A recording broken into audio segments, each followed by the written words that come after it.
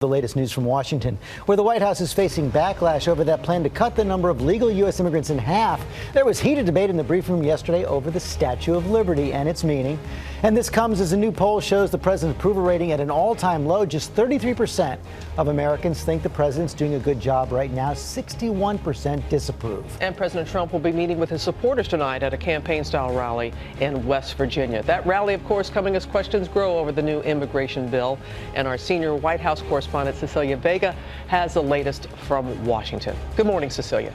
Hi, Robin. Good morning to you. President Trump says the legal immigration system in this country has not been fair to American workers and citizens. But both Republicans and Democrats on Capitol Hill say the impacts on the economy from this proposal would be so negative, it's a non-starter.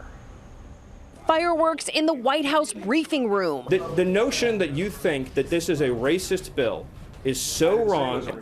President Trump's senior policy advisor Stephen Miller pushing a sweeping new immigration proposal, one that would slash legal immigration into the U.S. by half and change a system that allows most legal immigrants to enter the country based on family relations, instead giving admission preference to English-speaking and skilled workers. Miller sparring with reporters over just how far the proposal would go. The Statue of Liberty says, give me your tired, your poor, your huddled masses, yearning to breathe free. Doesn't say anything about speaking English or being able to be a computer programmer. I don't want to get off into a whole thing about history here, but the Statue of Liberty is a symbol of liberty enlightening the world. It's a symbol of American liberty lighting the world. The poem that you're referring to that was added later is not actually part of the original Statue of Liberty. The White House says the president is making good on a campaign promise. The green card reforms and the RAISE Act will give American workers a pay raise by reducing unskilled immigration. Aides brushing off questions about contradictions in the president's own use of immigrant labor at his Florida clubs, including Mar-a-Lago. Last year, the president defending his organization's request for more unskilled workers. During the season, it's very, very hard to get employees. In fact, it's almost impossible. And what we do is we sometimes have to bring people in. The White House also facing tough questions about whether the president told the truth when he claimed to receive phone calls from people who never actually called him. After that political speech to the Boy Scouts last week, Fake media, fake news.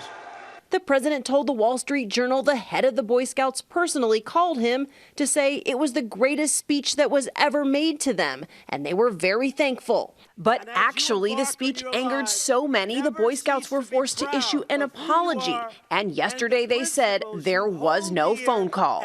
The president also said Mexico's president called to praise his work on the border. They said their southern border, very few people are coming because they know they're not going to get through our border, which is the ultimate compliment.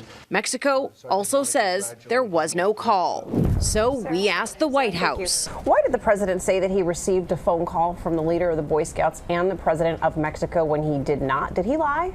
No, on Mexico, he was referencing the conversation that they had at the G20 summit in terms of the Boy Scouts, multiple members of the Boy Scout leadership following his speech there that day, congratulated him, praised him. But the president specifically said that he received a phone call from the president of Mexico and from the leader of the Boy Scouts. They were direct conversations, not actual phone calls.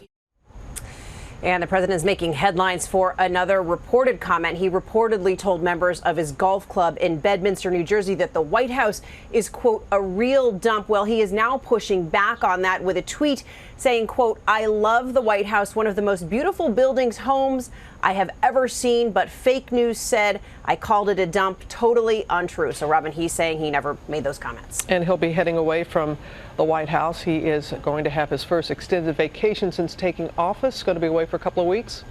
Yeah, Robin, and it starts tomorrow. He'll be gone, as you said, for a couple of weeks, heading to Bedminster. But look, there's nothing unusual about this. Most presidents take an extended trip around this time. While he is gone, there will be some construction, major construction happening here at the White House.